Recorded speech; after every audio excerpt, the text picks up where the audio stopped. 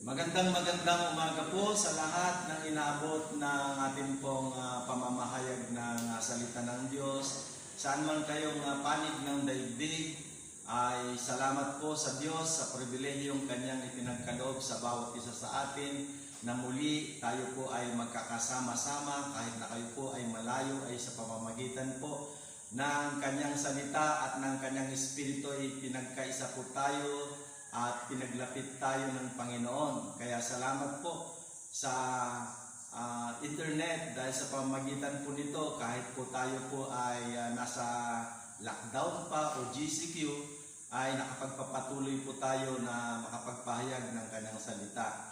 At last Sunday ay atin pong natalakay ang topic po natin na keep your spiritual fire burning dahil mahalaga po na mapanatili po natin yung apoy ng paglilingkod sa Panginoon na hindi po dapat na ito po ay natatabunan ng mga abo ng mga kasalanan. At ngayong araw na ito, dahil Sunday na naman po, ay tatalakayin po natin ang mga timely messages na mga panahon na dapat na paggulayan. So, mahalaga po na obserbahan po natin ang mga panahon. Nakalagay po ito sa Ecclesiastes o kaya sa mga ngaral, chapter 3, verse 1 to 3. Ganito po ang pagkakasaad. Ang lahat ng pangyayari sa daigdig ay nagaganap sa panahong itinakda ng Diyos, ang panahon ng pagsilang at panahon ng pagkamatay, ang panahon ng pagtatanim at panahon ng pagbunot ng tanim, ang panahon ng pagpatay at panahon ng pagpapagaling, ang panahon ng pag-iba at panahon ng pagtatayo. Makikita po natin sa mga ating sarili na sa ating pong pag-uobserba ay meron pong isinisilang sa oras at araw na ito. Meron naman pong namamatay at yung pong mga artista o kaya mga taong sikat noon pero ngayon ay laos na. Tignan din natin ang ating sarili. Noon ay magaganda at mga gwapo pa tayo, pero pagka nagkakaedad ay nagbabago na at nagkakaroon ng kulubot ang mukha na nagpapatunay na ang panahon ay hindi po nananatili. Kaya dito po makikita na ang Diyos po ang nagtatakda niyan. Kaya nga po, habang tayo po ay naririto, ay samantalahin po natin ang mga pagkakataon katulad po nito. Una po, yung panahon ng pagliligtas ng Diyos. Yan ang kailangan na pagbulayan po natin. Nakalagay po sa 2 Corinthians chapter 6 verse 1 and 2, yamang kami mga katulong sa gawain ng Diyos, ipinamamanhik namin sa inyo na huwag ninyong sayangin ang pagkakataong ibinigay sa atin ng Diyos, sapagkat sinasabi niya, sa kaukulang panahon ay pinakinggan kita. Sa araw ng pagliligtas, sinakluluhan kita. Ngayon na ang panahong nararapat. Ngayon ang araw ng pagliligtas. So ipinakikita mga minamahal na kapatid na ang panahon ng pagliligtas ng Diyos, ito ay dapat po nating pagbulayan. So paano po nasasayang ang panahon na ibinigay sa atin ng Diyos? Dahil kung hindi po tayo productive sa ating mga ginagawa, sa anumang trabaho, maging sa ating opisina o kung saan ka man nagtatrabaho, sa school, at maging sa iyong tahanan, hindi ka productive at walang good result na nangyayari, hindi nagiging blessing, sayang po yun. O kaya naman ay there is no eternal value, wala pong kaugnayan po sa salvation o sa Great Commission. Sayang po yun, mga minamahal na kapatid. Kaya sa verse 2 ay nakalagay po dito o sinasabi po ngayon na ngayon na ang araw ng pagliligtas. Napakahalaga, mga minamahal na kapatid, ang sabi ng Panginoon. Ngayon na ang panahon na nararapat. Ngayon na ang araw ng pagliligtas. Kailan pa po natin tatanggapin ng Panginoon? Kailan mo pa maisipang maglingkod sa Diyos? Kailan pa? Hindi bukas, hindi makalawa. hindi sa susunod, dahil ang buhay ng tao ay parang aso lamang at pagdakay nawawala. Ganyan ang buhay. Pahalagahan po natin ang pagkakataon na binigay sa atin ng Diyos. So, sabi po ng Panginoon sa Ecclesiastes chapter 12 verse 1, "Remember your Creator in the days of your youth, before the days of troubles come." Kasi po, napakaganda na nasa kabataang gulang ay naroon na sa kalakasan mo ay pinaglilingkuran mo ang Diyos. Kinikilala mo ang Diyos na may lalang sa iyo. Marami pong mga tao sa mga panahon na ito na sila ay nagsasayang ng panahon, hindi nila kinikilala, hindi nila inaalala ang kanilang manlilikha. Kaya kung ikaw yun, ay panahon na para wag mong sayangin ang panahon ng pagliligtas ng Diyos. Ito yung dapat mong pagbulayan. Ngayon na, yun ang sabi ng Panginoon. At dito po sa Hebrew chapter 3 verse 7 and 8, "Kaya gaya ng sabi ng Espiritu Santo, kapag narinig ninyo ngayon ang tinig ng Diyos, huwag maging matigas ang inyong ulo tulad noong magimagsik kayo at subukin siya sa ilang." Kasi po yung mga Israelitang hinangon ng Diyos mula sa pagkaalipin, nakita nila ang kapangyarihan ng Diyos nang sila ay inaakay patungo sa promised land, and yet ay naging matigas ang kanilang ulo, sila ay masuway. Kaya naging example po ito para sa atin ng mga dinatnan ng mga panahon na huwag nating gayahin sila dahil hindi po sila nakarating ng promised land. Kaya po pinakikita po dito na mamuhay tayo, sabi. Kaya gaya ng sabi ng Espiritu Santo, kapag narinig ninyo ngayon ang tinig ng Diyos, huwag maging matigas ang inyong ulo. Marami po kasing mga kakompetensya ang tinig ng Diyos. Nandiyan ang tinig ng kalayawan, ng sanglibutan, ng mga sayawan o kaya mga tugtugan. Yan yung mga umaagaw sa tinig ng Diyos, kaya hindi po napapansin ang tinig ng Diyos. Kaya sabi po dito, tinawag kayo ng Diyos sa 2 Thessalonians chapter 2 verse 14. Tinawag kayo ng Diyos sa pamamagitan ng mabuting balitang ipinahahayag namin sa inyo upang makasama sa kalulahatian ng ating Panginoon Jesucristo. Ang paraan ng Diyos para tawagin ka ay sa pamamagitan ng Ebanghelyo. Kaya pagka nakarinig ka ng pangangaral ng Ebanghelyo, huwag mong ignore yun. Dahil yun yung paraan ng Diyos ng pagtawag sa iyo. At kaya kanya tinawag ay para makasama ka sa kanyang kalulatian. Kung ikaw ay buhay pa at hindi ka pa kinukuha ng Panginoon para sa kanyang kalulatian, edi mabuhay tayong malalhati o makalangit o let us live in a holy life. So don't ignore His calling. Don't ignore the gospel of Christ, na kapag may naririnig kang pangangaral ng salita ng Diyos ay samantalahin mo yun, pagbulayan mo yun. At pangalawa, yung panahon na tayo ay makagawa ng mabuti, pagbulayan mo yan. Nakalagay po yan sa Efeso chapter 5, 15 to 16. Kaya't ingatan ninyo kung papaano kayo'y namumuhay. Mamuhay kayong tulad ng matatalino at di tulad ng mga mangmang, sapagkat masama ang takbo ng daigdig. Samantalahin ninyo ang bawat pagkakataon na kayo'y makagawa ng mabuti. Ano po yung pamumuhay na tulad ng matatalino? Paano po?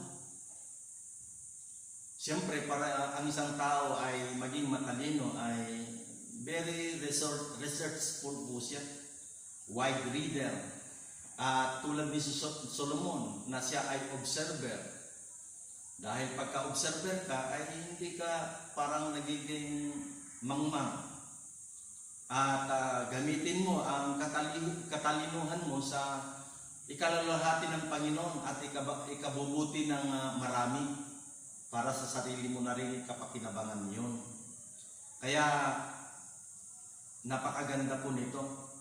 Dahil tayo nga po ay nasa evil society, ay napakahirap po ang environment po natin na nakakahawa kapag ikaw ay mahina po sa Panginoon o mahina ang iyong pananampalataya. Kaya nga po, dahil sa evil society na ito ay marami pong nalalayo sa Diyos. Pero sa atin na mga anak ng Diyos ay alam po natin na dapat na gumawa ng mabuti. At ito po yung nais ng Panginoon sa atin. Ikaw, kaibigan, kapatid, ano yung mga ginagawa mo? Kung titimbangin ka ng Diyos, alin kaya ang mas matimbang? Yung ikaw ay gumawa ng mabuti o gumawa ng masama? So, sabi nga po, sa mga anak ng Diyos, sa 2 Corinthians chapter 5 verse 17, if anyone be in Christ, he is a new creation, and all things had passed away. Dahil ikaw ay binago na ng Panginoon, yung mga dating kinamumuhian ng Diyos ay itinatakwil mo na yon. Kaya nga sa Colossians chapter 3 verse 23, ano man ang inyong ginagawa, gawin ninyo ng magaan sa kalooban na waring hindi sa tao kayo naglilingkod, kundi sa Panginoon. Verse 2, alam naman ninyong gagantimpalaan kayo ng Panginoon, tatanggapin ninyo ang inilaan niya sa kanyang mga anak, sapagkat si Kristo ang Panginoong pinaglilingkuran ninyo. Wow, very beautiful.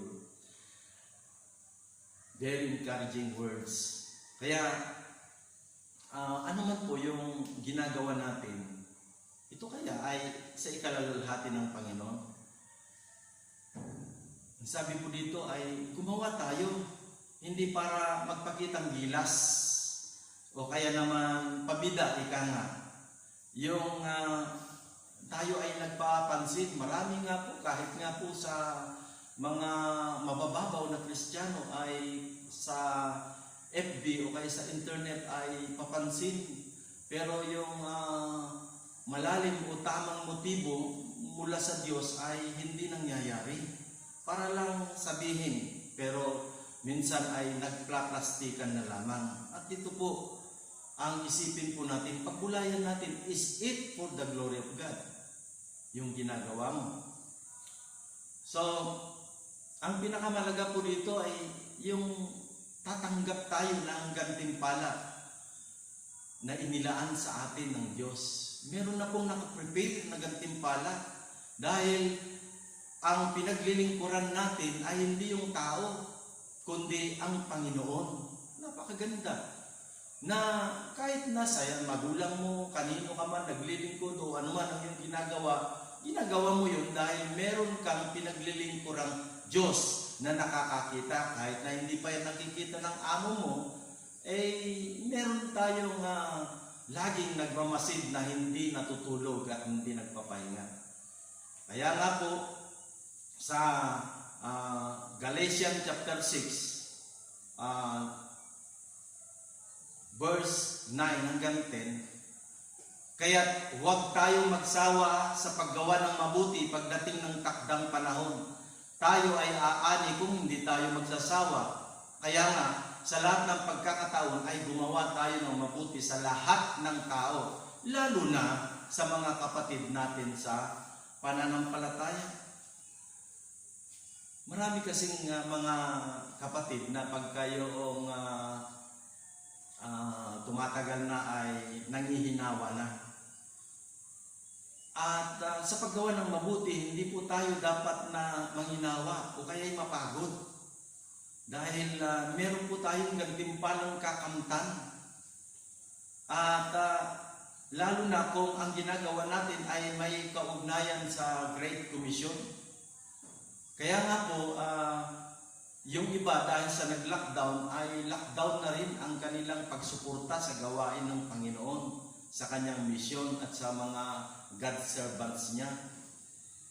Tandaan po natin mga kapatid, sinabi ng Panginoon dito na kung ikaw ay tumutulong sa iba, mabuti yun. Pero ang sabi ng Panginoon, mas higit na mabuti yung ikaw ay tumulong sa mga kapatid sa Panginoon o kaya sa pananampalataya.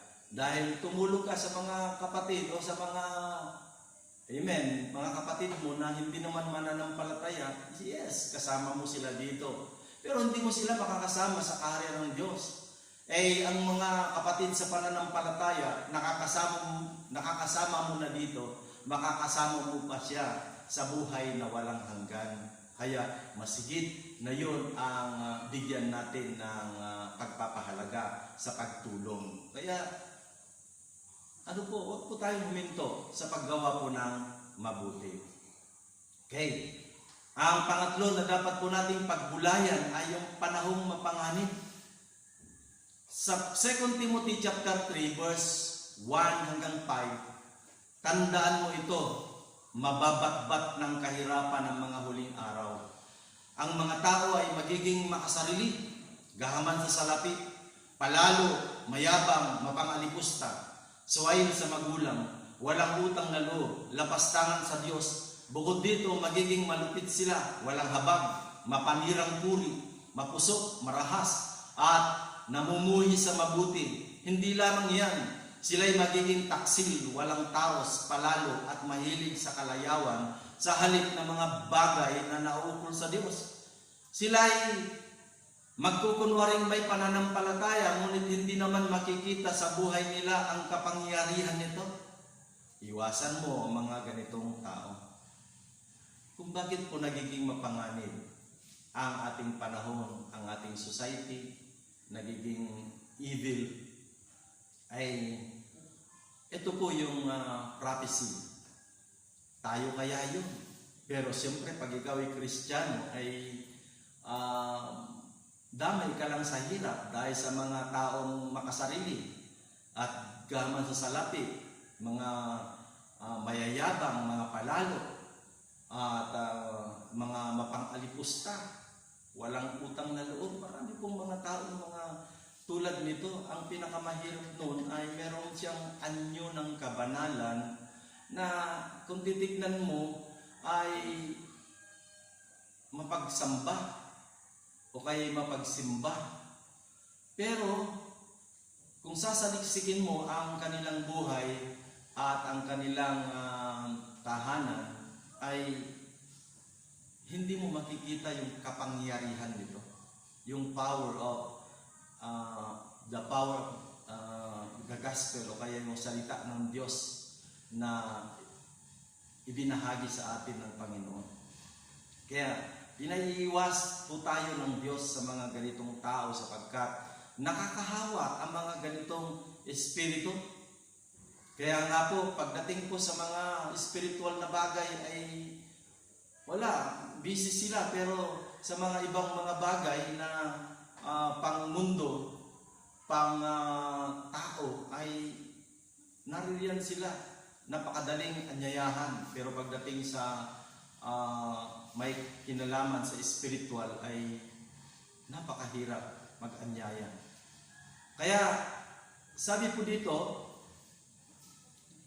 sa 2 Timothy chapter 4 verse 3, sapagkat darating ang panahong hindi na sila makikinig sa wastong katuruan. Sa halip, susundin nila ang kanilang hilig. Maghahanap sila ng mga tagapagturo na walang itinuturo kundi ibig lamang nilang marinig. Hindi na sila makikinig sa katotohanan. Sa halip ay babaling ang kanilang pansin sa mga katha o kaya alamat. Kita po ninyo mga minamahal na kapatid. Ito na po yun, na marami pong mga tao ngayon. At kahit po yung mga Kristiyanong nahahawaan na meron ng spirit of division, ay ayaw nilang makinig na sa mga wastong katuruan. Pag may chismisan, makikita mo, dadais doon, lalapit doon, at aalamin kung ano pinagmulan ng gulo. Pero yung salita ng Diyos, yung mga spiritual na bagay ay parang aloof sila. Kaya sabi diyan ay susundin nila yung kanilang hilig, yung maghahanap sila ng tagapagturo na gusto nila at yung tagapagturong walang ituturo, kundi yung ibig lang nilang marinig. Kaya ayaw nila nang sila ay nare-review, nasasaktan sila. Sapagkat ang salita ng Diyos, tanggapin mo yan. Kung masaktan ka, magpasalamat ka sa Panginoon, sapagkat itinutuwid tayo ng Panginoon. Hinahagupit nga ng mga ama o ng mga magulang ang kanilang mga anak pagka sila'y nagkakamali. Kaya kung masaktan tayo sa salita ng Diyos, magpuri ka sa Panginoon kaysa naman sasaktan ka niya ng literal na ikaw ay parusahan. So, pinakikita po dito mga minamahal na kapatid na wag po tayong padala sa takbo ng mundong ito dahil talagang mapanganib na. Ang last ay yung panahon ng pagbabalik ni Kristo.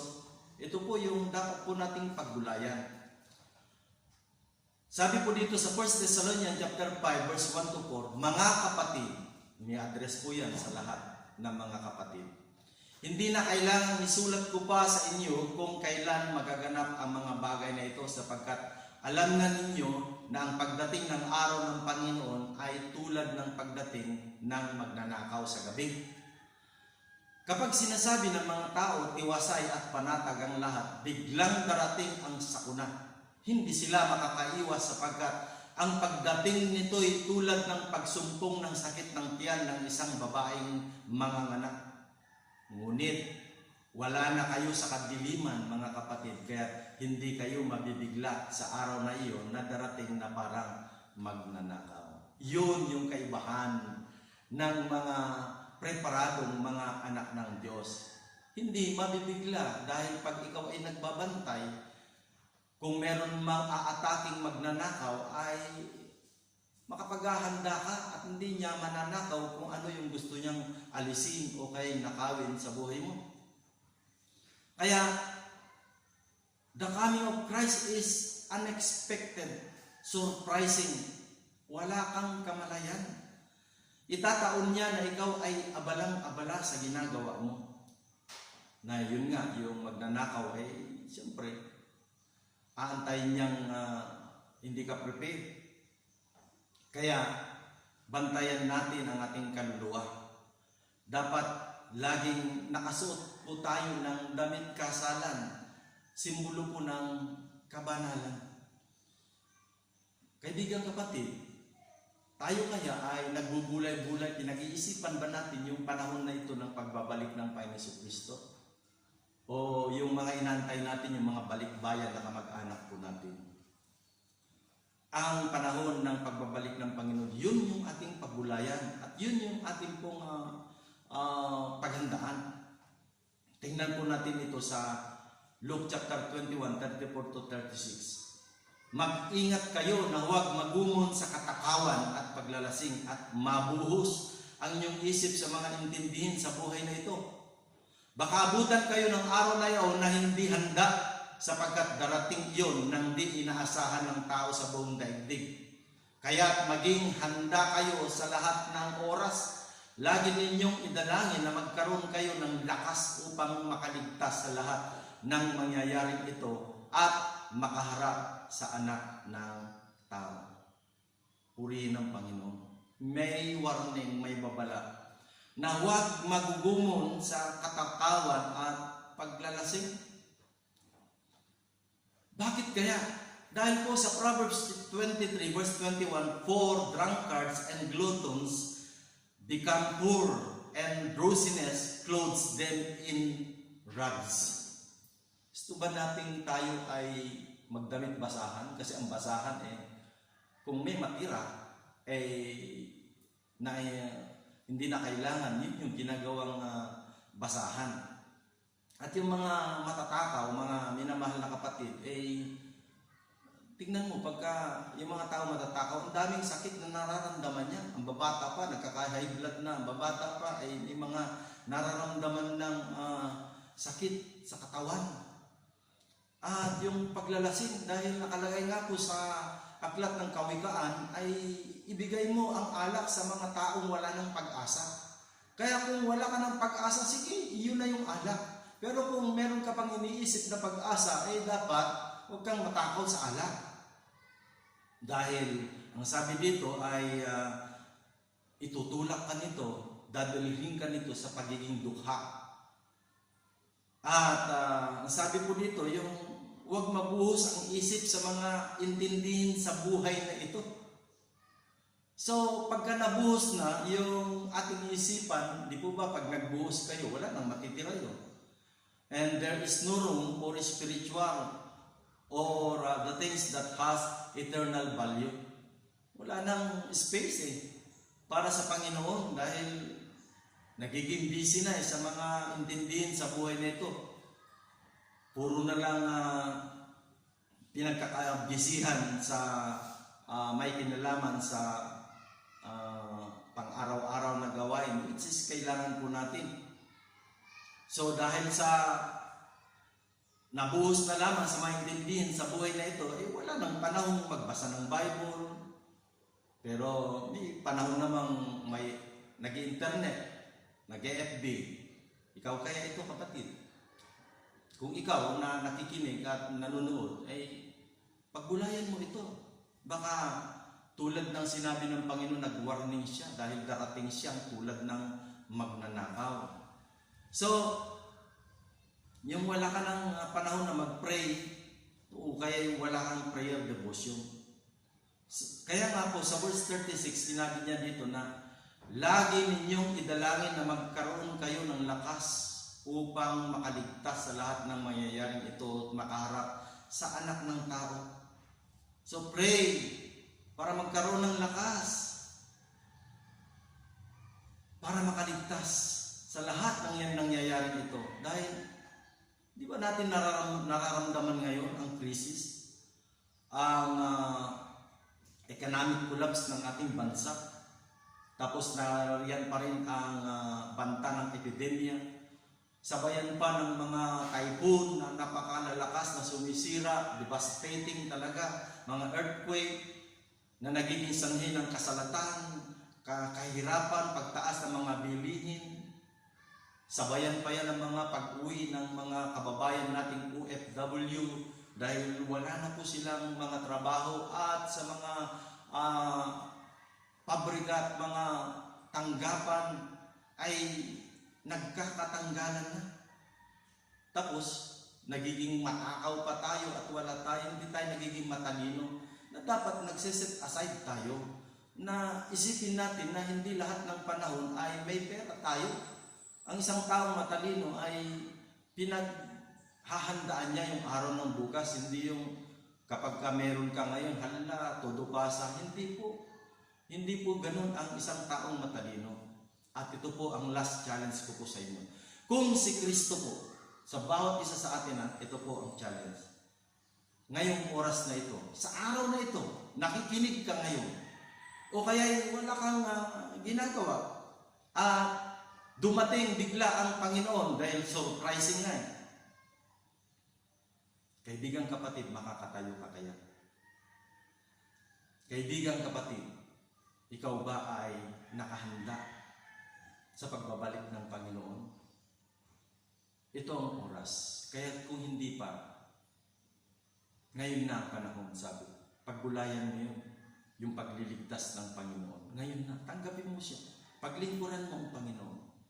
At tayo ay manalangin. Dakilang Ama, aming Diyos. Salamat po sa buhay at mapapanaligan mong salita. Tulungan mo po kami, O Diyos, na sa pagbabalik mo'y maging handa ang aming mga puso at magkaroon kami ng space o kaya room sa aming mga buhay, O Diyos, na hindi po yung mga intindihin nakabuhos ng aming isip sa mga alalahanin sa buhay na ito, kundi paglaanan po namin ng pansin, O Diyos, ang dahilan kung bakit mo kami nilikha dito sa daigdig at tinawag mo, O Diyos. Salamat at pagpalain mo po, O Diyos, yung mga taong nakinig, yung mga tao, O Diyos, na naglaan ng panahon para sila ay mabahaginan ng buhay at mapapanaligan mong salita. Nawa po, ito po'y magsilbing tinapay para po sa aming kaluluwa at tubig para po sa isang nauuhaw, O Diyos. Tubig ng buhay at maging medisina po para po sa amin pong nanlulupaypay na buto. O Diyos, salamat po sa iyo ang mataas na papuri, parangal at pagdakila sa tanging pangalan ni Jesus. Ang bawat isa ay magsabi ng Amen. Pagpalain po kayong lahat ng Panginoon. Magandang umaga po sa lahat.